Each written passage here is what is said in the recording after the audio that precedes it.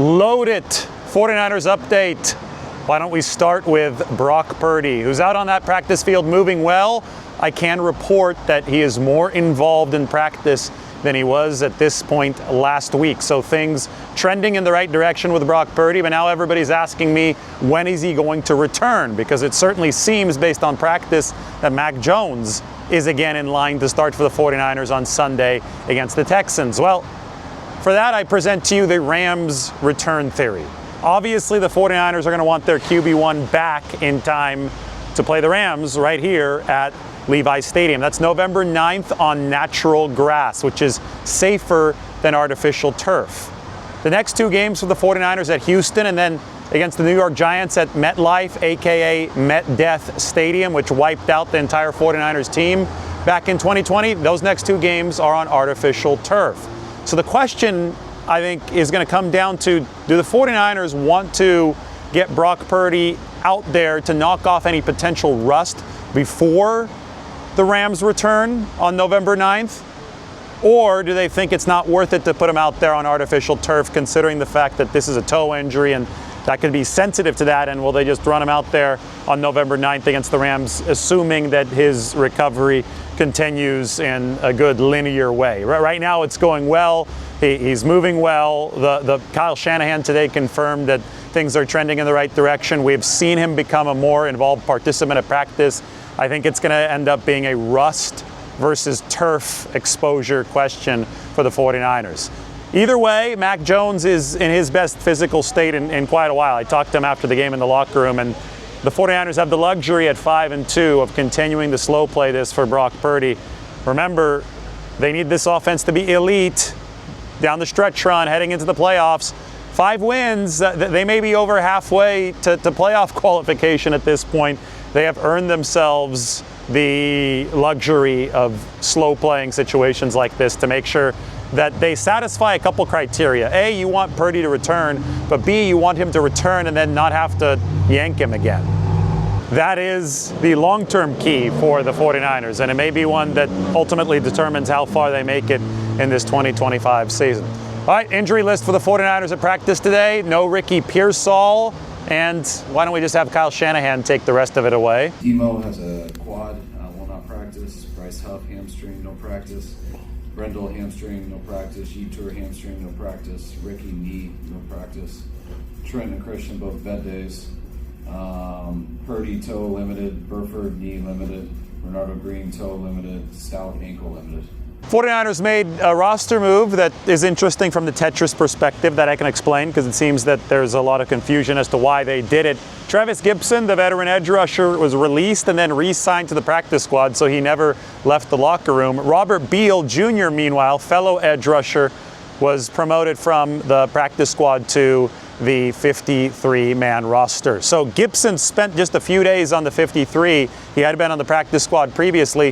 Why was that? Well, because the 49ers, they only have a max of 2 practice squad elevations per week, and they needed to use one on Malik Turner, the wide receiver, number 81, who was playing some good special teams for San Francisco, and they needed to use another one on Nick Zakelj, who actually replaced Connor Colby for 4 snaps at left guard in this past game.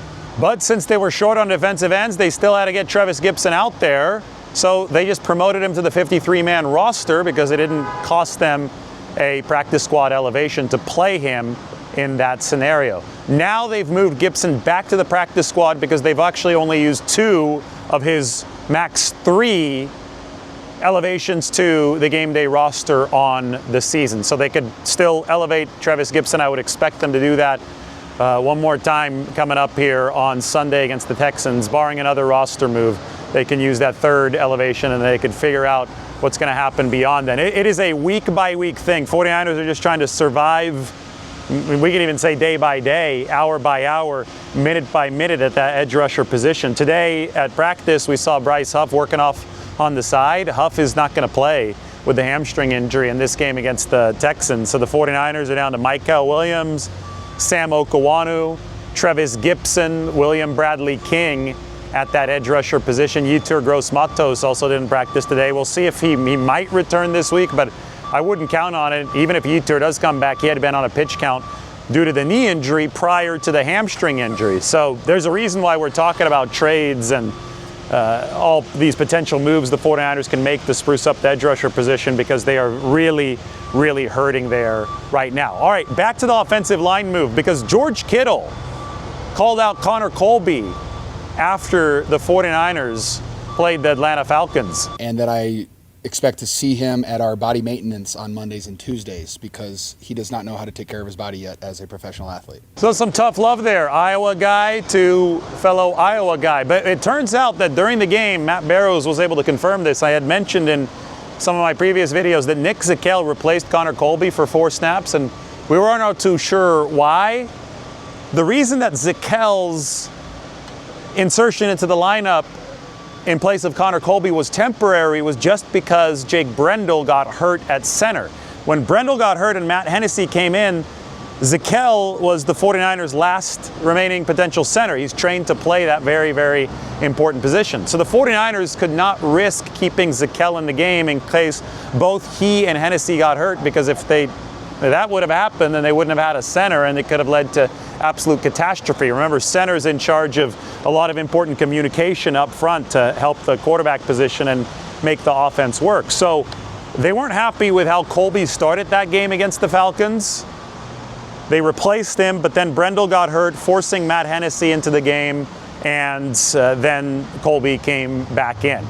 Leads us to the next question. Is Nick Zakelj going to start in place of Connor Colby on Sunday at Houston? And I think the same dynamic may still be at play for the 49ers. They won't want to expose their centers to injury. But you've got other guys on the roster like Drake Nugent, maybe even Drew Moss, but probably Nugent is the more likely candidate who might be able to fill in and play an emergency center. Nugent would have to be elevated off the practice squad, though, and the 49ers only have 2 of those slots per week, and with some of the injuries that they have, that can be something very, very difficult to do. So just really interesting that so much that happened for the 49ers up front in the run game on Sunday was a mark of an evolution. I did a whole video earlier this morning from the Palace of Fine Arts, which is probably a more pristine background than this one, but the helmet is beautiful as well. It's an iconic San Francisco helmet. But I talked about the fact the 49ers ran their most power runs in the entire Kyle Shanahan tenure. They averaged 7.1 yards per carry on power. A whole heck of a lot of gap scheme for the 49ers, and they also did make a change up front, although it was a short-lived one. And then they made the longer-term change up front after Jake Brendel went down. Matt Hennessy, 16 pounds heavier than Brendel, I think was the 49ers attack on that power scheme much, much more robustly than Jake Brendel, who's more of a finesse movement type of center. I talked to several of the offensive linemen in the 49ers building today, and those guys love running power. It's like a changeup, right? A pitcher who only throws a fastball is going to get timed up, but if you can mix in something else, as the 49ers did with all the gap scheme stuff up the middle against the Falcons, people can't key in on the outside zone. Dominic Puni especially said that was one of the most fun games that he had ever played. He'd run a ton of wide zone stuff in college at Kansas. Dominic Puni got to run some real power for the 49ers. You know, I talked to Christian McCaffrey as well, and Christian, it reminded him of his Stanford days where the 49ers ran a whole heck of a lot of power. Christian also spoke of Fred Warner and the presence of the future Hall of Fame linebacker, how it affected and impacted the 49ers in a positive way on Sunday. It's a lot, man. You know, he's the leader of this team.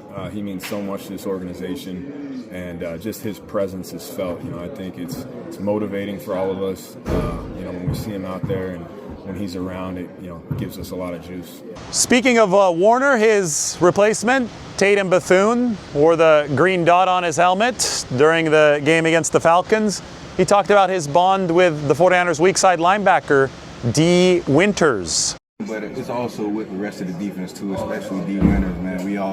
We hit it off pretty well. We all like brothers, man. It kind of reminded me of college. So, whenever we get a chance to spend time with each other, it obviously shows on the field too. Now, I find that comment really interesting because one thing that Kyle Shanahan and John Lynch have done so well over their time here in charge of the 49ers is building a locker room that is very, very open and sociable, and it does remind you of a college locker room. I I'll say this. I covered the Raiders for a few practices back when I worked for The Athletic in 2018, and they were still in Oakland. You went into that locker room, and it gave much more of a mercenary vibe. Not a lot of guys talking, just, guys there to collect the paycheck, move in, move out. That has never been the case under Kyle Shanahan and John Lynch with these 49ers. And that's something that I think they've emphasized, because in a league where the margins are excessively tight at this point, you've seen it this year. The 49ers only have a +7 point differential, but they're 5-2. How do you find a way to make sure that you deliver in the crucial junctures? How do you find a way to outperform those margins, because everything is decided by such a tiny, minuscule amount? Well, you got to find every single edge you can, and if you could have guys that like each other in the locker room, that communicate better, that will strain together just that extra little bit when push comes to shove, you've got a better chance of performing when all the chips are down. And I think that some of the 49ers work on making sure that locker room has been as cohesive as possible has really shown through in this 2025 season. San Francisco, you talk about the run game. This was really interesting. Kristen Juszczyk posted a little clip on Facebook from before the game on Sunday. Give us a speech. This week, it's going to be the best game that we've had all season running the football. Hell yeah. Because Kyle Juszczyk knew that the 49ers were going to have some success running the football, and we talked about it on this show as well. Falcons didn't have a great run defense. They were a little bit light. But what I didn't know is that the 49ers were going to run as much power, as much inside stuff, but they truly took advantage of that lighter, very aggressive, blitzing Atlanta defense, and they offered the counter. They offered the changeup that we previously hadn't seen in that amount from Kyle Shanahan. Colton McKivitz today in the locker room was very excited about the fact that the 49ers have shown the ability to run both the outside zone and the power. But make no mistake, the outside zone remains the 49ers' bread and butter under Kyle Shanahan. So what's going to happen against the Texans this week? Because you go from a Falcons defense that was good, that could cover, that was extremely aggressive blitz-wise, to a Texans defense led by DeMeco Ryans that doesn't blitz nearly as much, but is the #1 unit in all of football. Good thing that Mac Jones has got some of his mobility back as he's gotten a little bit healthier here over the past couple of weeks. It's a good thing the 49ers now are threatening in multiple aspects of the run game, because they're going to need it against the Houston Texans defense that is awesome in pass defense and in coverage. They've got Will Anderson Jr., Danielle Hunter. The linebacker level, they've got Azeez Al-Shire. On the back end, they've got Kamari Lassiter and Derek Stingley. There's a lot of good players on this Texans defense that gave Seattle and Sam Darnold quite a bit of trouble. It was the Houston offense that really screwed things up. The one weakness for Houston is the run defense. Number 18 in the league. It's a middling run defense, and the 49ers will try to control game flow via the run in this one against Houston. We will see if they are successful. It's going to be much harder, though, for the offense than it was last week against Atlanta, just given the caliber of this Houston defense on the back end. Of course, I think that the flip side, C.J. Stroud does not present as much of a challenge as Michael Penix Jr. and Bijan Robinson, but we can preview that a little bit more as this week progresses. Main things to remember now: the Purdy Rams theory, and no Ricky Pearsall at practice for the 49ers today. We'll see how that progresses. Oh, one more piece of news as I cover absolutely everything here. Spencer Burford's practice window has been opened. Knee injury, he's on injured reserve. He was back out at practice today. Thought Spencer looked like he was moving well. He has started at guard for the 49ers in the past, but most recently they've had him in at tackle. I think they prefer him at tackle. I think Spencer prefers playing tackle, that it is college position. But if he's needed along the interior, which has been the weak part of the 49ers offensive line, they've had trouble along the interior, not at the tackle positions. Maybe Spencer Burford can help there. All right, there's today's full report. We'll talk to you soon. Probably not. I mean, he hasn't missed one yet, except for his first extra point. So I won't even count that. So he said he hit every field goal except for one extra point. So that definitely gives me a lot of confidence. I mean, my confidence is always based off my life experiences with someone, and my life experience has been pretty damn good with him so far. So he's doing a hell of a job.